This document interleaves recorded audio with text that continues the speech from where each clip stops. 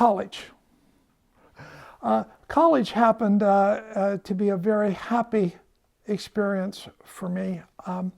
High school was okay, and I was a class officer and editor of the high school yearbook 25 years after my mother had done the same at Marshfield High School in Coos Bay. But highly significant was the discovery of broader worlds starting in the fall of 1959. I enrolled at the University of Oregon and was a biology major. That was okay, but my interest kept straying into the humanities.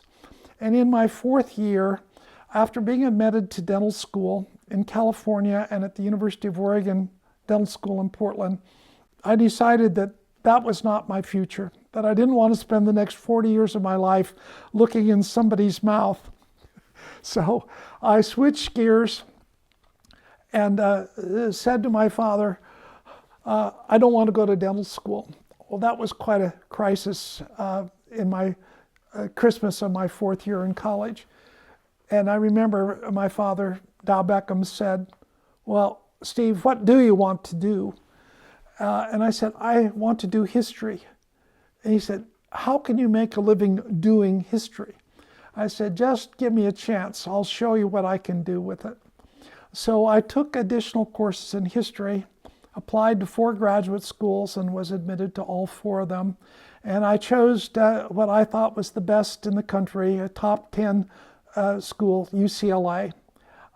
And I headed off to Los Angeles in my mother's 1955 Chevrolet car.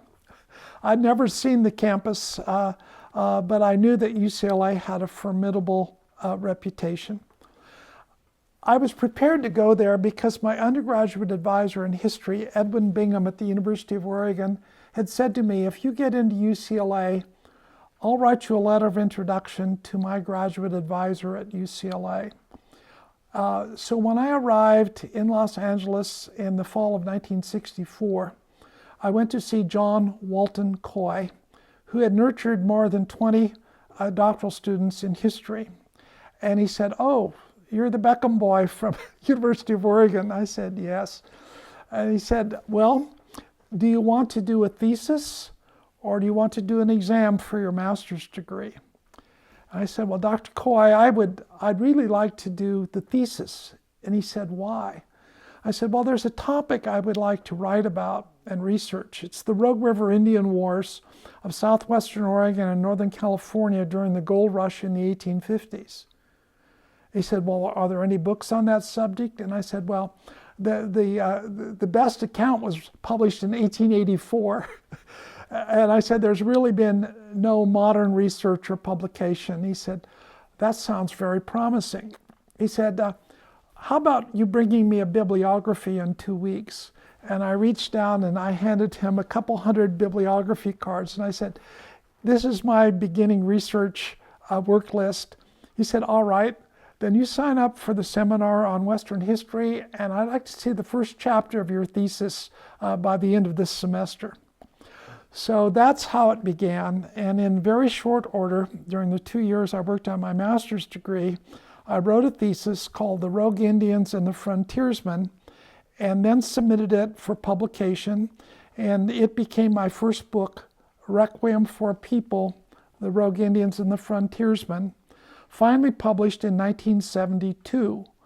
It took a while to get it through press, but I'm proud to say that now, in the year 2022, 50 years later, it is still available in print as a paperback book, first published by University of Oklahoma Press and now by Oregon State University Press. So I had a fortuitous series of events happen.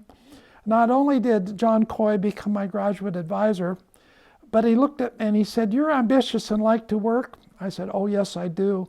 He said, well, I have a position open for my editorial assistant on the Pacific Historical Review, which was a journal published by the American Historical Association.